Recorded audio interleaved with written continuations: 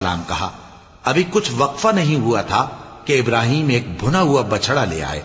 پھر جب دیکھا کہ ان کے ہاتھ کھانے کی طرف نہیں بڑھتے، یعنی وہ کھانا نہیں کھاتے، تو ان کو اجنبی سمجھ کر دل میں خوف کیا۔ فرشتوں نے کہا کہ خوف نہ کیجیے، ہم قوم لوط کی طرف ان کے ہلاک کرنے کو بھیجے گئے ہیں۔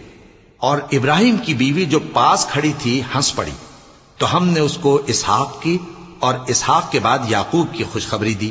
اس نے کہا، اے میرے بچہ ہوگا، میں تو بڑھیا ہوں اور یہ میرے میاں بھی بوڑھے ہیں، یہ تو بڑی عجیب بات ہے۔ انہوں نے کہا، کیا تم اللہ کی قدرت سے تعجب کرتی ہو؟ اے اہل بیت، تم پر اللہ کی رحمت اور اس کی برکتیں ہیں، وہ لائق تعریف ہے، بڑا ہے۔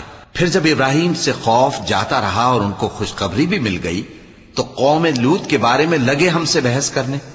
بے شک ابراہیم بڑے تحمل والے، نرم دل اور رجوع کرنے والے تھے۔